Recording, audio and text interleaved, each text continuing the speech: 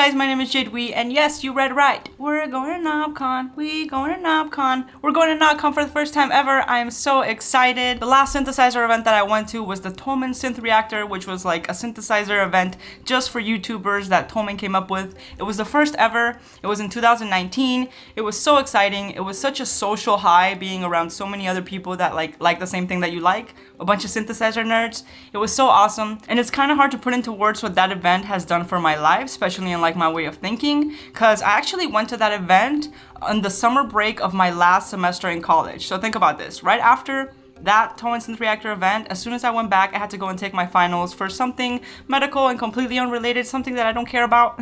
So I saw other people living their life and being musicians, example, Rachel K. Collier, Look Mom No Computer, and just trying to understand their mindset. And like there really was a difference between the people that weren't doing music for a living and the people that were.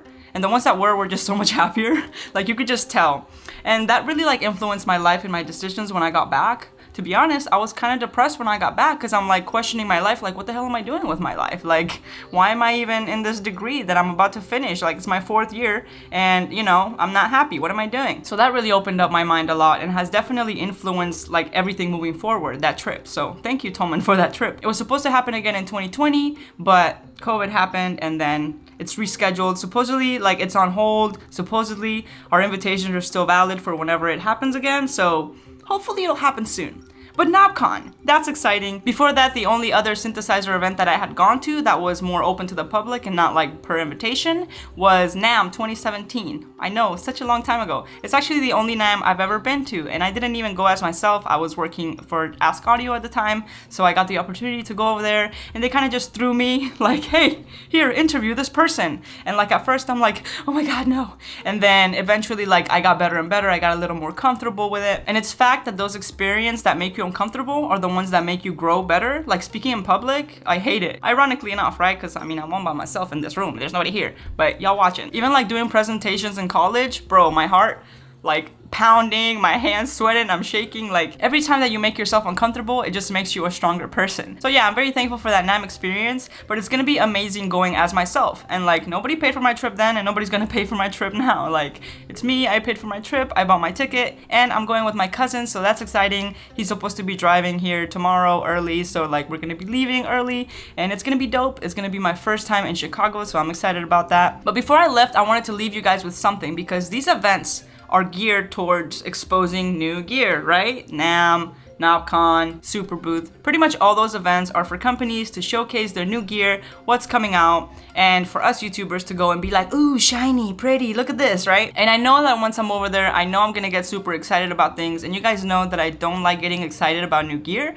because it really like takes away from the things that you currently have. So I just wanna like warn you in advance. Most likely, yes, you will see me excited about things, but try not to confuse that from the social high that I'm getting from just being with a bunch of synthesizer nerds and other like-minded individuals. You guys know that I have a lot of gear, and I did say recently that like I've been feeling anxiety again from having all this gear, and like in the back of my head I'm like, dude, I only really need like 4 things. So like once I get back, I'm gonna sell a lot of stuff. Like I bought stuff to make videos on, but then at the end it's like I have a huge list of things that I have to do, but it's like I made that list, so I don't really have to do them. You know what I'm saying? Like it's like unnecessary pressure that I've put on myself, and it's preventing me from working on the things that I actually want to work on. So yeah, so I'm gonna get rid of a bunch of gear when I get back. Like I've already committed that decision, just waiting to get back from the trip. Also, other big news, I'm moving, so it finally happened, getting my own studio room in a designated room in an apartment. So like, that's exciting. Supposed to be moving as soon as we get back, so that's exciting. The funny thing is that as soon as I stopped like forcing the issue of getting the place, like once I'm like, okay, you know what?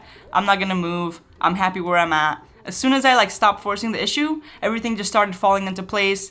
A place appeared and it was perfect and it worked out. I just got accepted this morning, so holla! We're gonna have to do a goodbye living room studio second attempt. Also, you might have not noticed, how could you not have noticed, this giant tent in the background. So I just bought this vegetable tower like less than a month ago because I was like said, I'm like, okay, you know what? We're not gonna move. And you know how much of a pain in the ass it's gonna be to take that apart? I don't even want to think about it because it was a pain in the ass to put together. So yeah, still is super dope. I'm super excited to like wake up every morning and be like, hey, good morning veggies, and like just see them grow every day. It's crazy how fast they're growing. I might be talking a little too fast. No, I am not caffeinated. Actually quit caffeine 2 months ago. I can't believe it.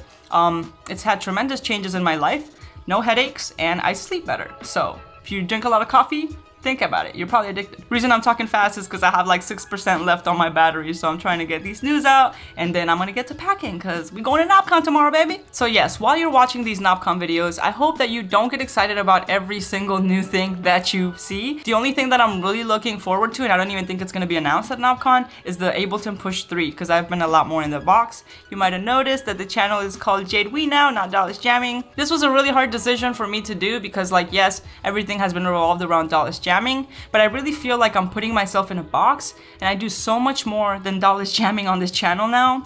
And to really finish my songs, and like now I got my own room, so y'all already know the bars are coming. The bars are coming. And even though I do love hardware and I love synthesizers, having a lot of synthesizers, like I said, gives me anxiety. And with VSTs, like, I feel like hating the DAW, especially for me at the beginning, had to do with having a crappy computer, using cracked VSTs because you're broke and then they're always crashing, right? And trying to use the DAW as my only instrument. So like, if you're having issues and like you hate your DAW and you think like going DAWless is gonna solve all your problems, it might for a while. Like, it definitely taught me a lot. Like, now that I'm going back in the DAW, I'm like a superhero, bro. Like, I know routing, I know MIDI, I know everything because of going DAWless. So like, it's definitely been super amazing and I learned absolutely so much from it. But to finish a song and like really have it structured in a way that's like presentable and mixing and mastering and all that, I feel like, you know, you're eventually gonna have to take it to your DAW.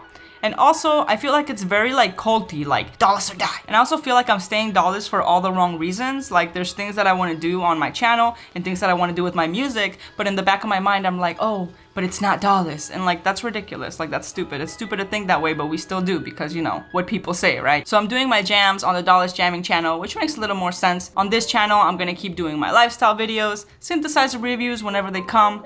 But once I sell like a lot of the stuff that I've been holding on to, I'm gonna really focus on making videos on the stuff that I'm actually making music with. So like the SP404, the montage, things that I actually use and not just gear that is sent to me to do reviews. I do have a list of things that I have to get done. So once that's done, it's like, okay, now I can focus on what I want to focus on. But I'm super excited to go to KnobCon. Let me know what you guys want to see. I mean, I'm sure there's gonna be things there that were announced maybe like a couple of months ago. So if you can think of anything that you want to see, let me know below. I'll definitely try to stop by all the booths and see what everybody's doing. I definitely want to make some relationships with companies that I haven't yet. So that's another thing on my list. And just hang out with humans because it's been way too long before we've seen other synthesizer nerds. They just started doing like local synth shows here where I live, so like I've been to like 2 of them and that's cool, but people are still really scared about COVID and stuff. I'm sure there's gonna be like guidelines, we might have to wear a mask. I'm not sure about it yet, we'll see when we get there. But you can't live in fear. Fear doesn't keep you from dying, it keeps you from living. Wise Buddha. So that's it, guys. Are you going to KnobCon? Let me know. Leave a comment below. Also, come and say hi to me. Don't be shy. I'm just a regular person. You're probably gonna be disappointed once you meet me. You ever meet like your idol and then you're like, oh, they're just like human, and you know, so just a heads up. You're probably gonna be disappointed.